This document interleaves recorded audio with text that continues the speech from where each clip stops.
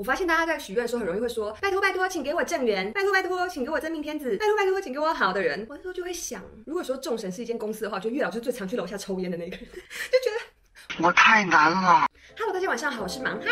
我觉得大家就先不用太 judge 我今天的头发，反正我今天想要弄一如既往的漂亮姐姐头，今天可能就真的是没有电棒圆吧，怎么弄都很失败，感觉我头发都在抗议，多烫一点，然后感觉就是会那种，不是，真的不行，要断了，所以我今天就把头发扎起来。今天的主题呢，完全是源自于昨天晚上发生的一件真实事件，跟大家分享一下。我在度过最愉快的周二的时候呢，我就滑到一个相当熟悉的账号私讯，这是我的大学学妹。学妹跟我一样是一个非常非常怕生，人我距离超远，但是我们两个对彼此印象蛮好的。然后学妹跟我说，学姐，我觉得影片好好看哦，你要加油哦。学妹就是一个超级森林系宝贝，看到她我就突然回忆涌上心头，然后胸口一阵感动又酸楚的感觉。我跟学妹讲说，亲爱的，你真的不知道，你真的是大大的改变了我的人生，完全可以想象她的手机另外一端。我就说你可能已经忘记，但是我在这边再郑重的感谢你，因为呢，这位学妹就是开启我热爱拜拜的那位学妹。这个事情要回溯到2年前，我那时候刚经历人生可以说得像是最悲伤的一次失恋，然后在那个晚上的时候呢，我就发现 emo 的歌啊，然后不然就是发一些看起来心情很恶劣的 emoji 图。这时候呢，森林宝贝就出现了。森林宝贝说：“学姐你还好吗？希望你不要再难过了。我这边想要推荐一个我自己的私人小配博，就是去拜霞海城隍庙。我那时候去拜啊，我还就是列了10点，因为我听说月老很会钻漏洞，我就列了10个条件，很认真的跟他讲。然后学妹去拜了，她说她找到了跟她列的条件一模一样的男朋友。那时候。” Unbelievable！ 他说有这种好事，我觉得人在失恋的时候，就是只要有一块浮木飘经过你身边，你一定就是立马抓钱，然后自己有几千米上岸。然后呢，我就在房间里面。我这个人呢，要么不做，要么就是要做到极致，做好做满做到底。然后呢，我就开始在想，这10点是我真命天子需要具备的条件，我不要随便列一列，我很认真把它列出来。我又拿出我的小本本，风风火火列了10点对我来说最重要的条件。然后呢，我就去跟小海城隍庙月老恭恭敬敬的跟他报告我想要找的对象。我真的是没有在意人家眼光的，我一讲就是讲了他半小时，巨细靡遗的讲，把每个细节都讲得清清楚楚。然后呢，在2个月后的某一天，我就遇到我世界上最喜欢的男孩子，which is my boyfriend。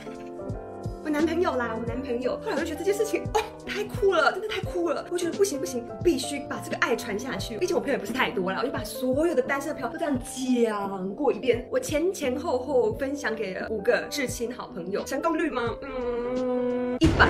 我的5个好朋友们呢，现在都还在稳交当中，而且他们都找到了跟当初列的条件100%吻合的男孩子。亲爱的床友，你不学吗？但遗憾的是，现在我们正在经历疫情的一个比较煎熬的时期，完全不鼓励大家出门。这个时候大家想说，这样整我是不是？讲那么多不给拜啊？开玩笑，不是这样子。我跟你说，现在在家没有关系，参拜晚一点没关系。现在能做的就是好好在家静下心来，好好阅读这10条恋爱小天才。我本人呢，今天就来教大家怎么样列出专属于你本人的，完全为你量身打造的真命天子清单。你要想，现在你列的这10个条件都是你未来要跟你共度一生的人的条件，只要你照着做，我相信你可以找到一个非常精确属于你要找的男孩子、女孩子。现在跟我一起看起来。第1点，清楚的列出你喜欢的外形。大家会想说，等一下啦，哈喽，会不会太肤浅啦？我们第1点就开始来谈一下外形啊。我跟你说，我已经做过功课，根据森林宝贝的说法呢，是只要你列出来，月老他就会从他的人力资料库里面派送人给你。所以呢，不要害羞，不要相怨，这个愿望只有你自己听得到，你就列出来，把你喜欢的外形巨细靡遗的讲出来。同样是森林宝贝透露的，月老好像会钻漏洞，所以不要讲一个大概。大家都有听过一个笑话吧？一个女生她去拜很有名的爱神，然后说拜托拜托，请给我高一点的男孩子，就大概180、182那里吧。然后后来呢，就认识了一个男生，就是远远的看去，天啊，就是这个男生啊，这个男生就是完全就是他的菜，跟他许愿的一模一样。Oh my god！就那男生走过来，就是你知道，8卡、180、182。不要讲一个大概，神明会当真的。你就是讲一个清清楚楚的，你列出你喜欢的外形，你列的越清楚，月老越有概念帮你派送正确的人到你的生命当中。做人不要相怨，在这个时候，请大方的、清楚的、明了的列出你喜欢的外形。第2点，从过往经验找答案。从过往经验找答案是什么意思呢？我来跟你说。首先呢，你要做的事情就是把你所有从约会过、交往过、喜欢过、暗恋过、真心欣赏过，但那种只有认识几个礼拜、几天的那种就算了。我说的是真正的一个真的你有深刻交往过、深刻的感受到他人格魅力的人，认真的影响到你整个人的人生的轨迹的人，他们身上每个人截取一个最棒的特质，你再把它列出来。举个例子啊，假装举例。第1个男朋友 Alan， 我最喜欢他身上的一个特点就是他很会规划事情，他可以把所有东西都规划得很好。比方说今天去约会，餐厅吃哪一间，细到就是宵夜蚵仔煎吃哪一家，他可以把所有东西都安排得很好，这是我最欣赏的。第2个男朋友 Ben， 我喜欢他身上一点是他很幽默，我就是每次只要听到到他讲话就是可以让我哈哈大笑。然后最喜欢第3个男朋友 Chris 身上的善良，最喜欢第4个男朋友 David 的稳重感，然后最喜欢 Eric 身上的细心。你就把这些人最棒的优点都挑出来，因为过往对象这些优点曾经带给你人生很大很大的快乐，也深深的影响你往后的人生发展。正因为是这样子，它更应该被你列在未来的真命天子清单里面很重点参考的特质。而这点又是比较难做到，因为很多时候我们跟别人分手，我们只记得不开心的地方、自己受委屈的地方，跟自己耿耿于怀的那些事情，可是我们却忘记了，在那段过程当中，我们明明就曾经很快乐过。而你有没有想过，那个优点其实就是对你而言是很重要的人格特质呢？正因为是这个样子，所以我觉得你必须把它列到你的清单里面，这些点呢都把它收集起来，就像做出飞天小女警的概念一样，就把你喜欢的元素都放进去。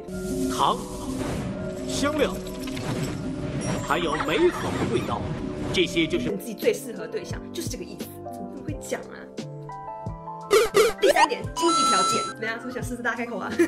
这个时候呢，我就觉得很适合跟大家讲一个寓言故事，就是有一天有一个人掉了一把斧头到湖里面，这个时候呢，湖水里面冒出了一个女神，头上流着血，说：“先生，请问你掉的是哪一把斧头？是这把金斧头，还是银斧头，还是这把带血的斧头？”然后这位先生呢就起了贪念，他说：“啊，我前天掉了一把金的，昨天掉了一把银的，然后刚刚掉下去的是那把比较旧的，这3把都是我的。”这时候湖边女神说：“哇，你这个人不太心疼熟啦，也还是蛮贪心的啊。”这个故事的重点在于，人呢不要贪，不要贪，不止不要让嫦娥笑地球脏，也不要让月老笑你贪心请你很明确的说出它是一个什么样子的经济条件，而不是土豪、富2代、官2代。经济条件你不如这样想好了，你把你最喜欢的一项休闲娱乐挑出来，把它拿来当成一个像货币单位的概念。比方说，假装今天阿美喜欢出国，那阿美在列条件的时候，阿美就可以说，我希望这个对象他是可以跟我一起每年出国2次，而不感觉到有负担的经济能力。再例如阿霞喜欢逛夜市，并且在里面大吃特吃，然后他每次都想要在夜市里面吃到大概1000块，而且他希望这项休闲娱乐可以每周进行3次。那阿霞就可以许愿说，我希望可以找到一个男生可以跟我每周夜市吃3000块都不会感觉到负担，这样子经济条件的男孩子。以这样的条件去列的话，你既不显得贪心，而且你也可以很有概念，让月老明白到你需要的人的经济条件大概要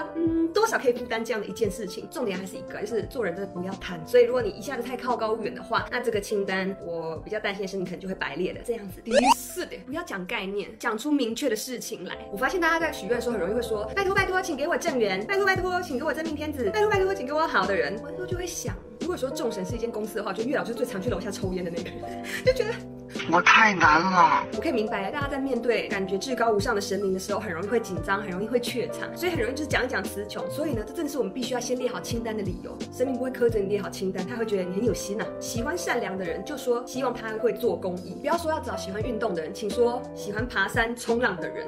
当你把这东西很明确的列出来之后，你让自己有概念，你让别人也有概念，然后也让宇宙有概念，等于是你给宇宙下订单。不止月老会帮你从人力资料库派送人员，宇宙也会想办法从他那里也是塞一些人来的。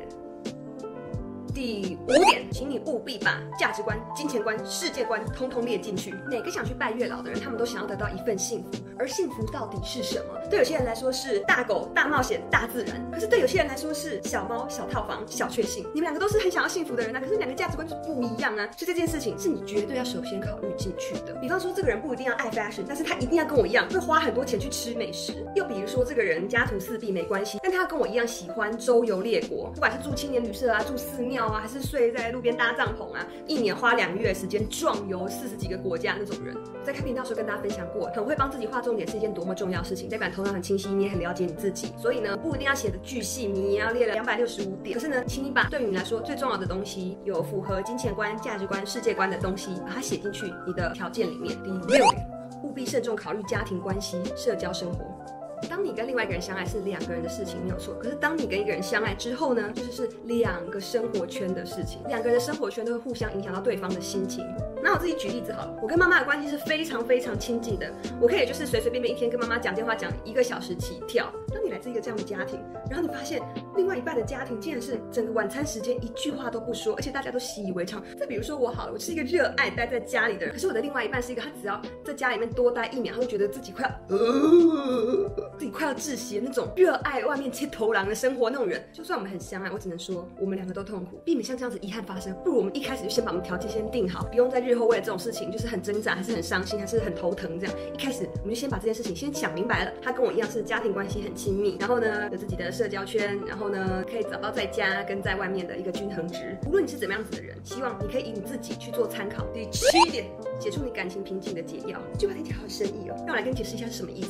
当然，每个人在每段感情里面都有失败的地方、跟进步的地方、跟成长的地方。但对我来说，我在过去的恋爱里面，我觉得我每次都被死当的科目就是没有安全感，我非常没有安全感。所以呢，如果是我来写这个清单的话，我就会写，我希望对方是一个可以带给我安全感的人，以此类推。比方说，你自己的最大的缺点是什么？请你好好的审视你从以前到现在你的感情最大的问题是什么？是不是你没有自信呢？是不是你时间观念很差呢？什么样的特质可以让这样的情况得到缓解？然后两个人的个性可以来到像互补一样完美的情况，不管是解决、包容还是互补都可以。但是只要有一个特质，只要它可以帮你缓解你一直被当掉这个死当点，那这就是一个最必列的超级大特点。第8点，所有的优点请跟你息息相关。会困惑吗？会困惑吗？来，我跟你们解释。从听刚刚到现在，我相信你一定列了不少哦，很 amazing 的优点，要会赚钱，很有包容力，很好笑，很爱家，洋洋洒洒列出来。但是你忽略一个最重要的特点，他再怎样好，但是他的这些优点都没有用在你身上，那一切都是枉然。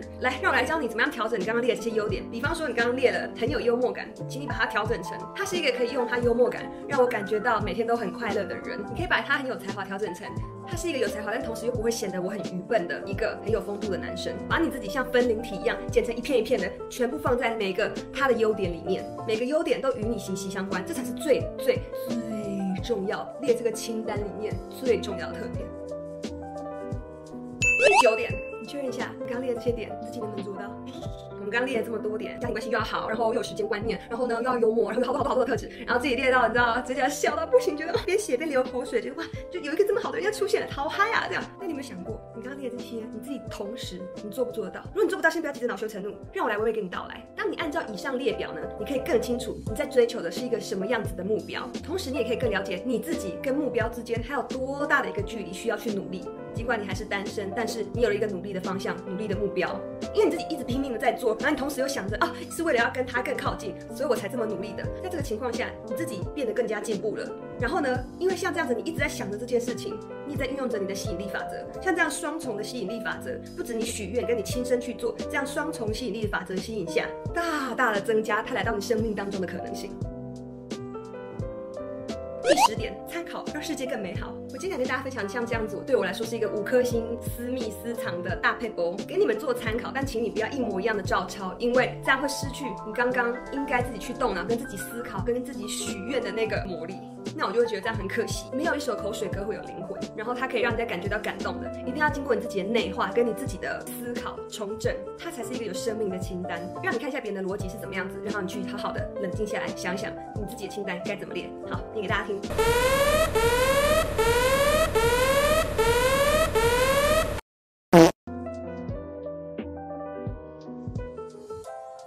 好啦，希望今天列出的这10点呢，可以真的很有效率的帮你列出属于你自己的真命天子、真命天女清单。我知道现在大家在家里面都闷坏了，然后觉得哦，好想赶快出门。可是呢，你学会从当中找到一点乐趣，这才是最重要的事情。你不如利用这个机会，好好在家里好好想一想，什么样的条件对你来说是最重要的。你活到现在轨迹当中，你经历过什么，然后你才发现你需要什么，你一定要克服什么，你一直在期待着什么。当你把这些东西都很有条列式的把它都列好之后呢，你也知道你还不足什么，然后你需要再去强化什么，你更了解你自己，然后相信在世界又恢复正常的时候呢，你也准备好去投入一段新的感情了。而那个时候呢，你也具备了更多很棒的条件了。好了，今天先这样吧，拜拜。